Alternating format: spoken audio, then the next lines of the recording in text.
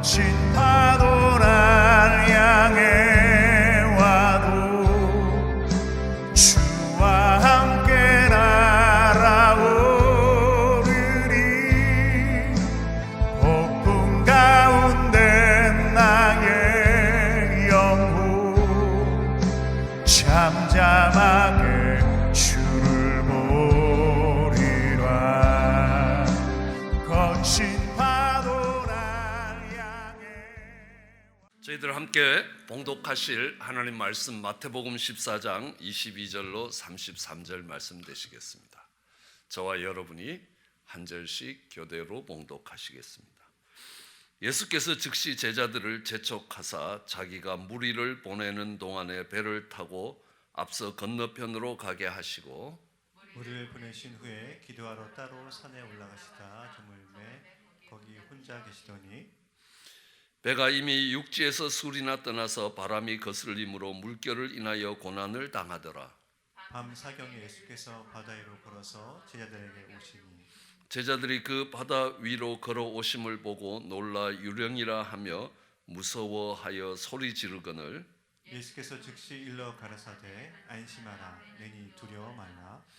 베드로가 대답하여 가로되 주여 만일 주시어든 나를 명하사 물 위로 오라 하소서 한데 오라 하시니 베드로가 배에서 내려 물 위로 걸어서 예수께로 가되 바람을 보고 무서워 빠져가는지라 소리질러 가로되 주여 나를 구원하소서 하니 예수께서 즉시 손을 내밀어 저를 붙잡으시며 가라사대 믿음이 적은 자여 왜 의심하느냐.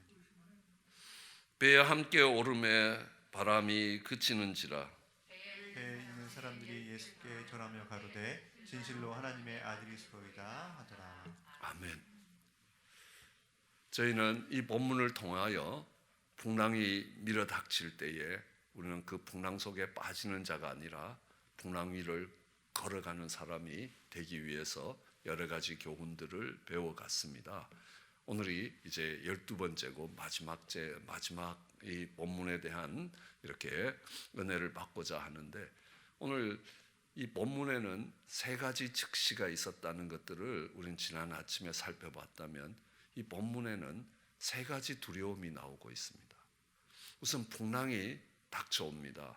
그 풍랑을 바라보면서 우리는 두려워합니다. 왜냐하면 이 풍랑이 정말 우리의 삶을 파괴할 것이라고. 이 풍랑이 나로 하여금 어쩌면 죽음을 갖고 올지 모른다는, 이 코로나라는 풍랑이 우리의 인생을 끝낼지도 모른다는 것, 암이라는 풍랑이 우리의 인생을 끝낼지 모른다는 두려움이 온다는 것입니다. 내가 사업에 망하면 다시는 일어나지 못하고 굶어 죽을지도 모른다는 두려움들이 온다는 것입니다. 그 풍랑이 올 때 우리에겐 두려움이 옵니다. 말씀드렸듯이 젊은 부부가 배를 타고 가는데 그 배가 엄청난 풍랑을 만났습니다. 아내가 사색이 다 되어 갔는데 남편은 그 갑판에서 그냥 콧노래를 부르고 있는 겁니다.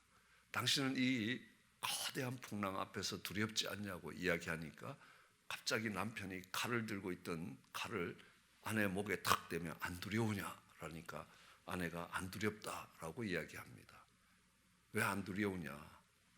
이 칼이 그으면 당신은 죽을지도 모르는데 그 칼이 당신 손에 있기 때문에 안 두렵다. 강도가 들고 있는 칼이면 두려움이 될지 몰라도 당신 손에 있는데 왜 내가 두려워하느냐? 이 풍랑이 하나님의 손에 있다는 겁니다. 이 풍랑이 하나님의 손에 있다. 이 풍랑조차도 하나님의 주권 아래에 있다는 하나님의 주권에 대한 신뢰가 우리로 하여금 두려움을 몰아내게 한다는 것입니다. 베드로가 무리를 걸었다는 것 참 놀랍고 대단한 역사이지만 그보다 더 놀라운 것은요, 두려움을 이겼다는 겁니다. 그 두려움을 이겨냈다. 풍랑이 가져다 주는 두려움, 풍랑에 잡혀서 우리는 이 두려움이 들어오면요 꼼짝을 못하는 겁니다. 아마 어린 시절에 괴기 영화를 본 경험이 있으실 겁니다. 그러면요 영화관에서 얼어붙는 것 같습니다. 끝나고도 발이 안 떨어지죠. 화장실에서 나오는 달걀 귀신을 보고 나면요 화장실 가기가 얼마나 힘든지 발이 잘 안 떨어지는 겁니다. 움직이질 못하는 겁니다. 내가 갖고 있는 힘을 사용할 수도 없습니다. 내 능력을 두려움에 잡히면요, 힘이 빠져버린다는 겁니다. 베드로는 그 두려움을 이길 수 있었습니다. 어떻게? 하느님이 다스리고 계시다. 내 머리카락 하나까지 헤아리고 계시는 그 하느님이 이 주권마저도 다스리고 있다는 겁니다. 언젠가 비행기 납치 사건이 있었습니다. 테러리스트들이 수류탄을 들고 정말 총을 뒤에 대면서 그러니까 비행기를 조정하라고 이야기합니다. 조정사가 얼마나 두려운지 모르겠다고요. 그런데 갑자기 그런 생각이 들더라는 겁니다.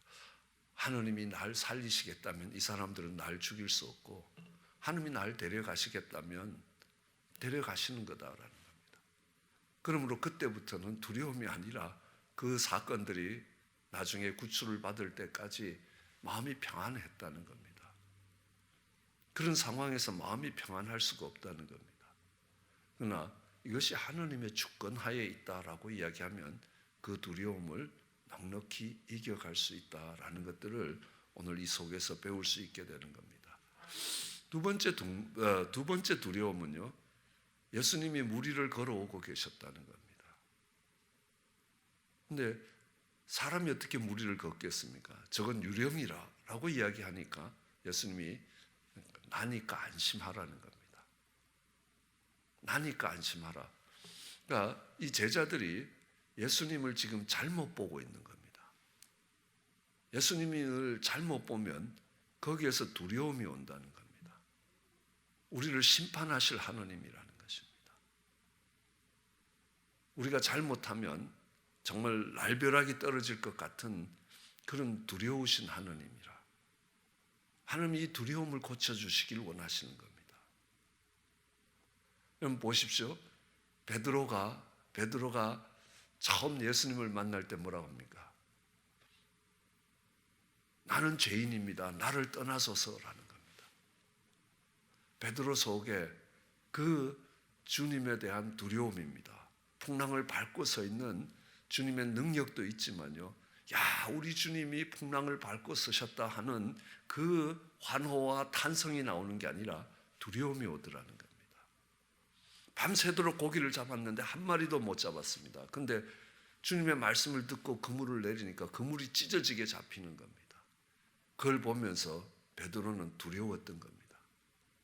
나를 떠나달라는 겁니다. 아마 지금 영어로 하면 Leave me alone. 내 인생에 들어오시지 말고, 내 인생에 간섭하지 말고 나를 나대로 놔두십시오 라는 말입니다. 그런데 이 베드로가 똑같은 일을 합니다. 디베라 바닷가에서 밤새도록 고기를 잡았는데 한 마리도 못 잡았다는 겁니다. 그런데 저 멀리서, 이번에는 가까이도 아니고 저 멀리서 그물을 배 오른편에 던지라 라고 이야기합니다. 배 오른편에 던지니까 153마리 큰 고기 한 마리만 잡아도 대단한데 큰 고기 153마리를 잡습니다. 그때 베드로가 어떻게 합니까? 두려움에서 나를 떠나달라, 나는 고기 잡고 살 테니까 나를 떠나달라는 게 아니라 그냥 그 배에서 고기 버려두고 막 주님께 달려 나오는 겁니다. 왜요? 이미지 오브 갓, 하느님에 대한 것이 이제 두려움에서 사모함이었습니다. 두려움이 극복된 베드로의 모습입니다. 그러면서 베드로에게는요, 사도행전의 역사가 시작되는 겁니다. 그게 복음서의 제일 마지막 장, 요한복음 21장이라는 사실입니다. 그리고 주님이 물으십니다. 네가 날 사랑하느냐? 예, 내가 주를 사랑하는 줄 주께서 아십니다. 우리 주님이 우리를 얼마나 사랑하시는지를 알면 우리는 두려움을 이길 수 있다는 겁니다. 무서운 하느님이 아니라 사랑의 하느님이라는 겁니다. 오늘 이 아침에 찬양한 것처럼요, 예수님의 보혈이 능력이 있다는 겁니다. 왜요? 십자가에서 정말 무참하게 죽으시면서 흘리신 그 보혈이 왜 능력입니까? 멸망하는 자에게 미련한 것이지만 구원을 얻는 우리에게는 하느님의 능력이라. 왜요? 하느님이 이만큼 우리를 사랑하셨다는 증거이기 때문에 그렇습니다. 한 영혼도 멸망하지 않기를 원하시는 그 하느님의 사랑이 담기는 겁니다. 그럼 그 하나님은 그 사랑을 가지고 우리를 지키시고 보호하시고 이끌어 가실 것이라는 믿음이 생기는 겁니다. 그럼 그때 두려움이 사라지는 겁니다. 무서운 하나님이 아니라 나를 정말 떠나달라고 부탁해야 될 그런 하나님이 아니라 그저 주님께 달려갈 그런 모습이 되는 겁니다. 성경은 우리에게 이야기합니다. 요한일서 4장 18절에 이렇게 합니다. 사랑 안에는 두려움이 없다. 사랑 안에는 두려움이 없다. 온전한 사랑이 두려움을 내어 쫓는다. 두려움에는 형벌이 있는 것이다. 두려워하는 자는 사랑 안에서 온전히 이루지 못했다. 사랑 안에는 두려움이 없다는 겁니다. 하나님의 그 사랑이 믿어지면 앞에서는 하나님의 그 주권이 이 풍랑조차도 하나님의 다스림 속에 있다고 할 때에 우리는 그 풍랑을 두려워할 이유가 없다는 겁니다.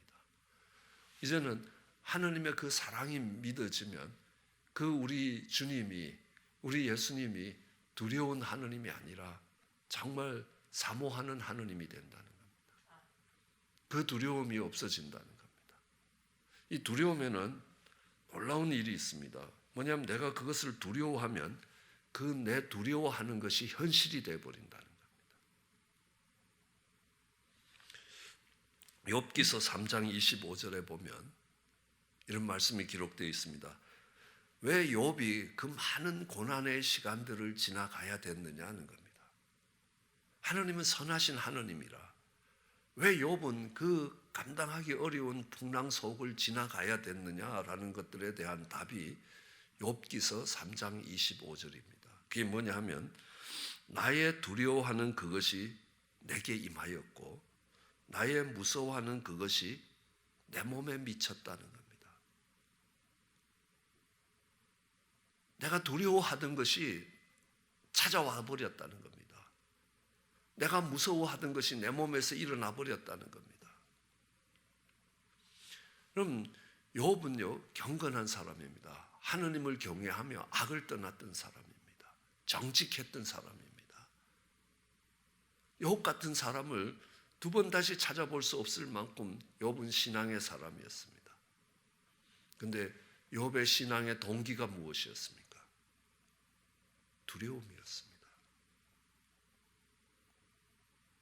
하나님에 대한 두려움이었습니다.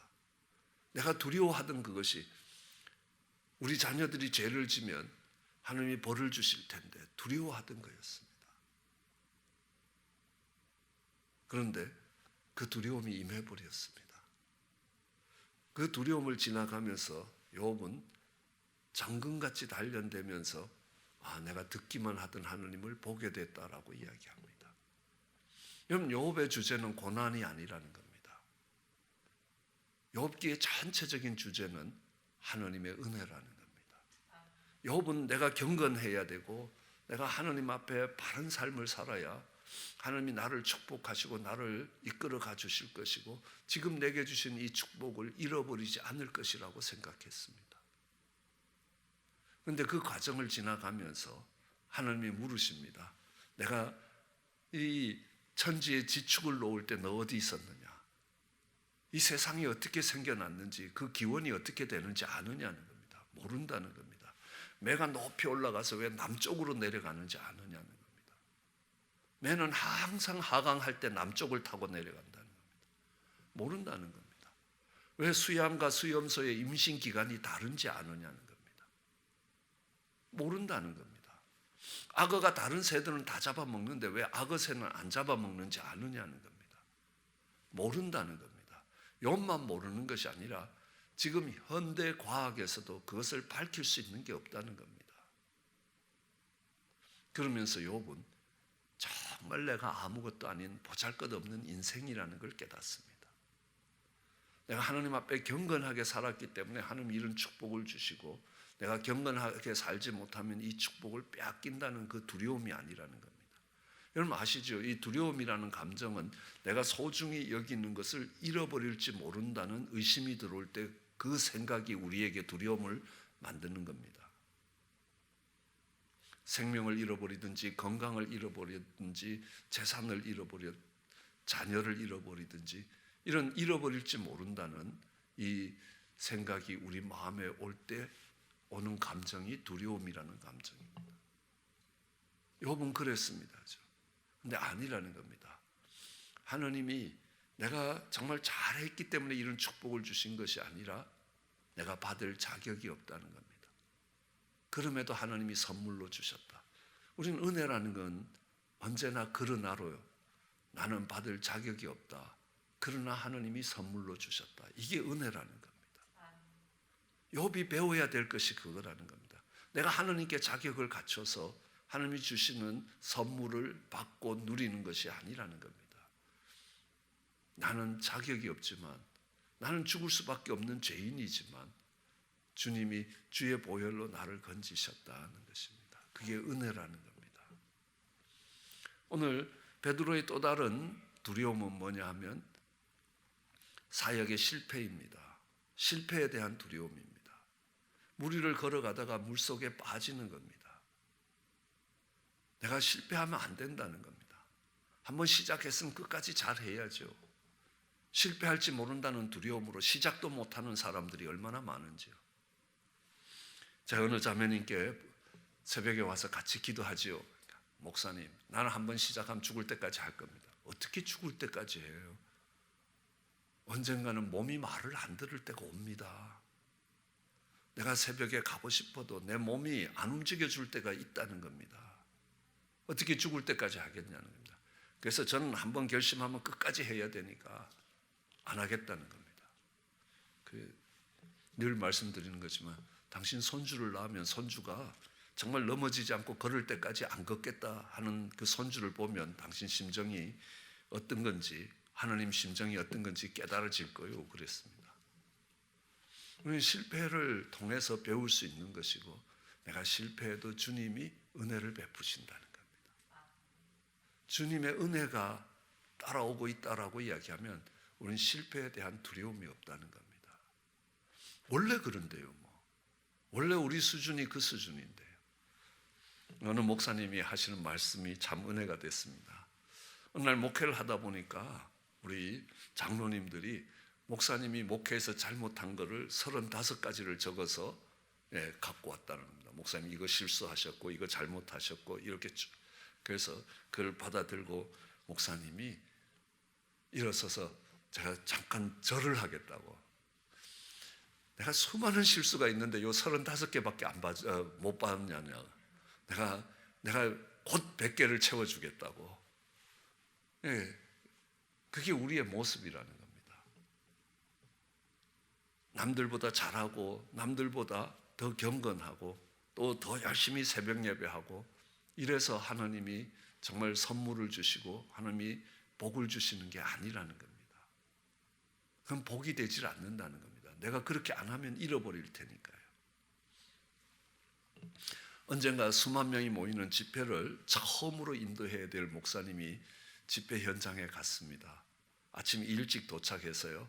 이제 집회를 준비하려고 하는데 그 집회를 기획하고 있는 이 총무가 되시는 분이 목사님 일찍 오셨네요. 나가서 저기 영화도 한 프로 보시고 또 쇼핑도 좀 하고 그리고 집회 한 5분 전이나 10분 전에 오십시오. 그래서 참 이해가 안 됐다는 겁니다. 이 큰 집회를 남겨놓고 기도하면서 준비해야 되지.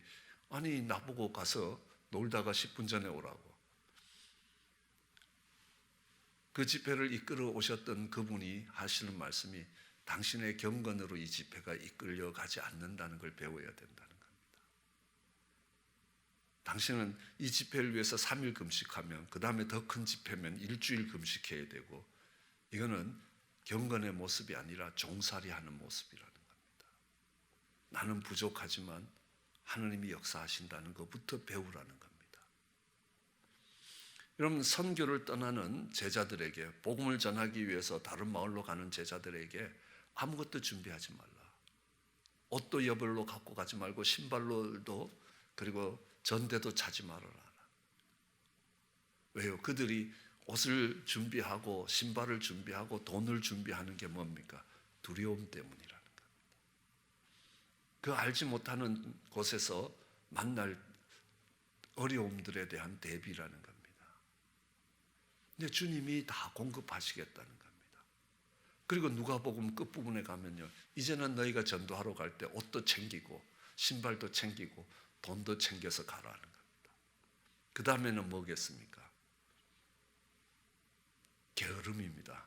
하나님이 다 해주시니까 난 안 해도 돼, 이게 아니라는 겁니다. 그때는 철저하게 준비하라고 이야기합니다. 설교를 하면서도 그런 것들을 많이 경험했습니다.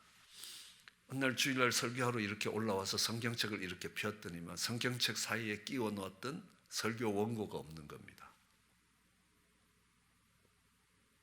그러니까 설교 원고를 열심히 만드는 이유가 뭐겠습니까?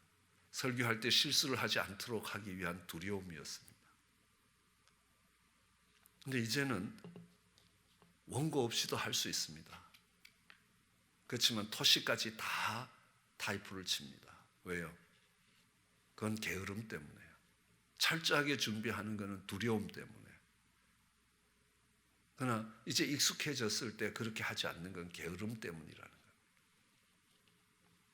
오늘 실패에 대한 두려움, 하나님의 은혜를 기억하면, 나는 자격 없지만 하나님이 주신다라고 하면 우리는 그 두려움을 이겨갈 수 있다는 겁니다.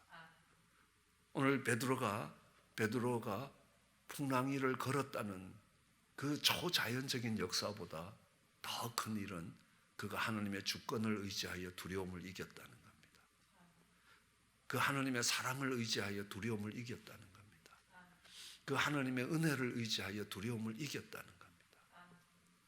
너희가 성을 뺏는 것보다 마음을 다스리는 것이 훨씬 더 중요하다고 잠언서는 이야기합니다.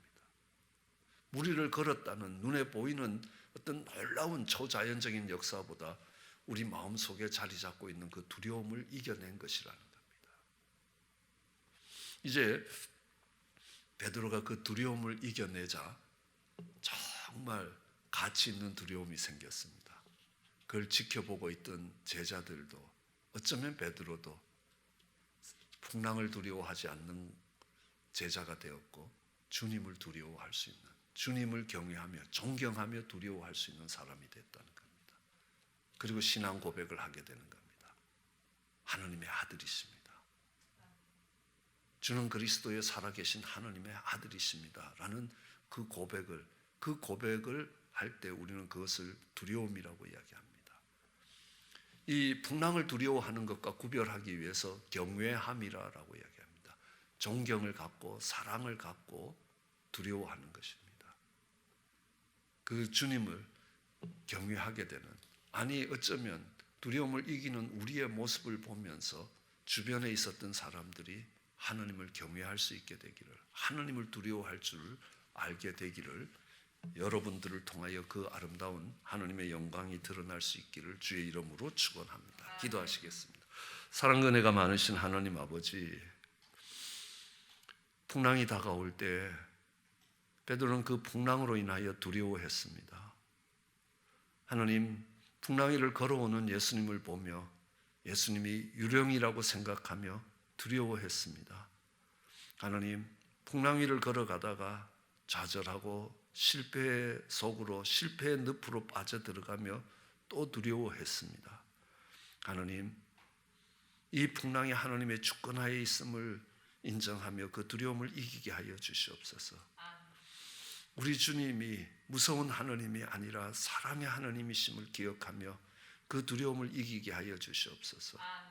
하나님, 실패의 두려움을 통해서 여전히 은혜를 베푸실 하나님이 함께 하신다는 그 하나님의 은혜로 두려움을 이기고, 이제 풍랑이 아니라, 실패에 대한 두려움이 아니라 주님을 두려워할 수 있는, 주님을 사랑하고 존경하며 하나님을 경외할 수 있는 저희들 에게 은혜를 베풀어 주시옵소서.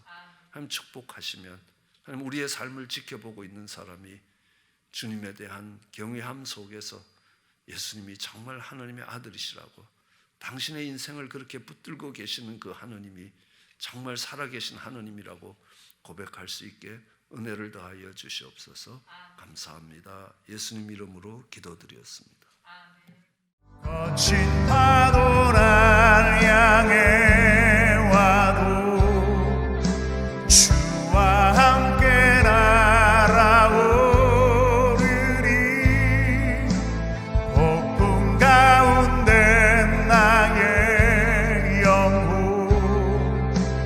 잠잠하게 주를 보리라. 거친 바